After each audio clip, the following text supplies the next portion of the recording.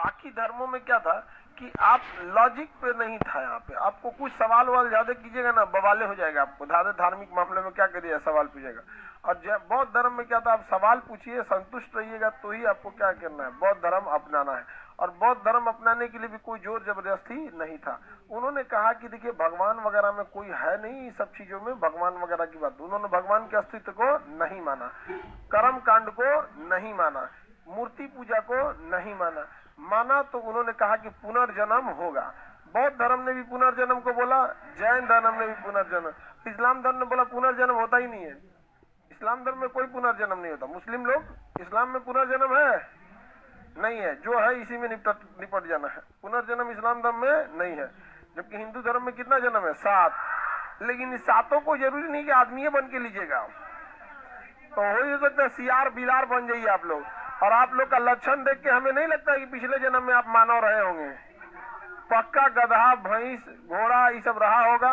मान के चलिए पिछवा 2-4 को लड़का ऐसा एकदम सीधा साधा गधा होगा, चिमनी पे ईंटा ढोता होगा, संग में बहुत मारा होगा, सब तो भगवान को तरस आया होगा, चलो इसको माना बना दो, वही बना दिया, नहीं समझे।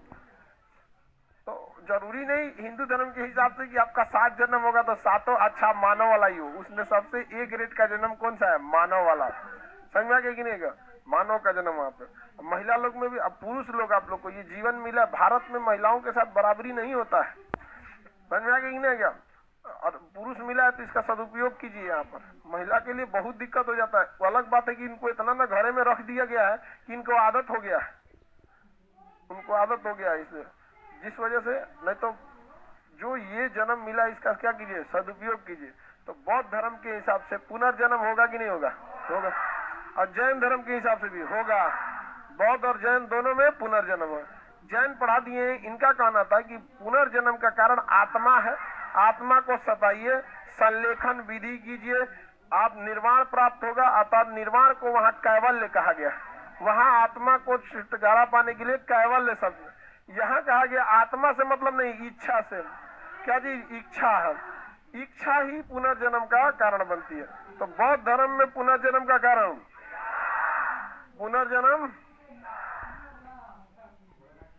पुनर्जन्म का कारण इच्छा है। समझ में आ गया कि नहीं, क्या है, इच्छा है।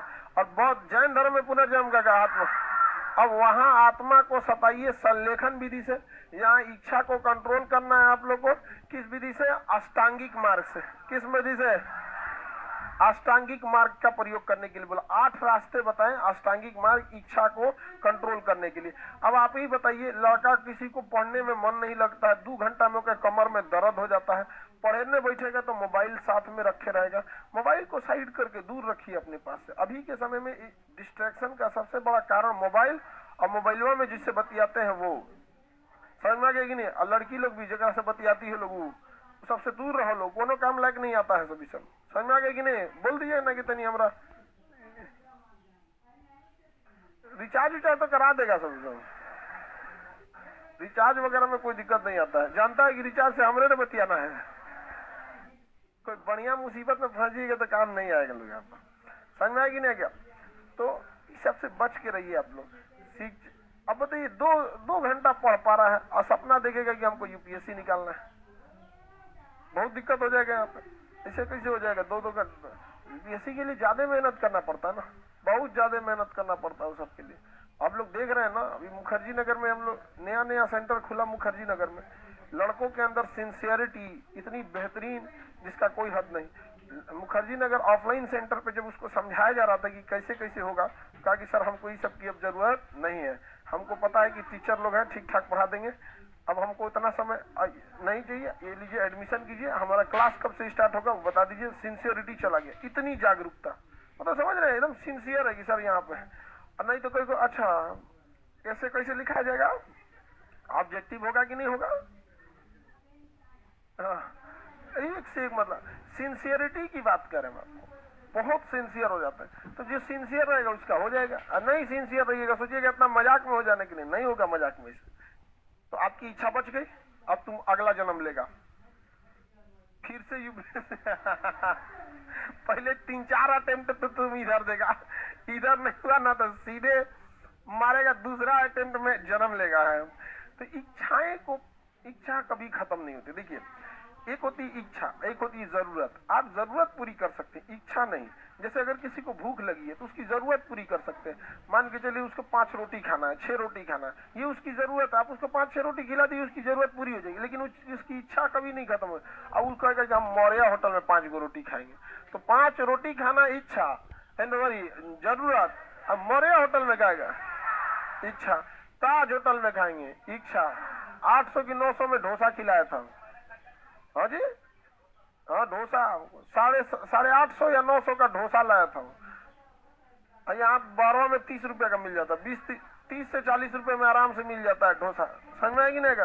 और वहाँ डोसा कितना में दिया था? 850 या 900 में दिया। इतना बड़ा उसमें लाया था, परात में, बड़का परात में लेके आया था।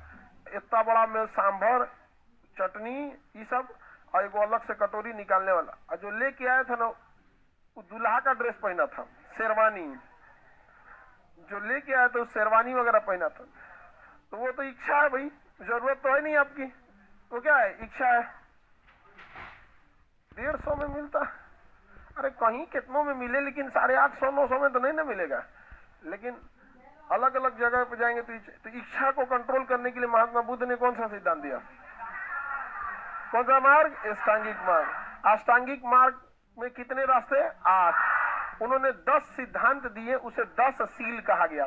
तो बौद्ध धर्म में ना 3-4 चीज बस याद रखना है आपको ध्यान से। अष्टांगिक मार्ग की संख्या 8, सील की संख्या, त्रिपिटक 3, त्रिरत्न 3, यही नंबर याद रहेगा।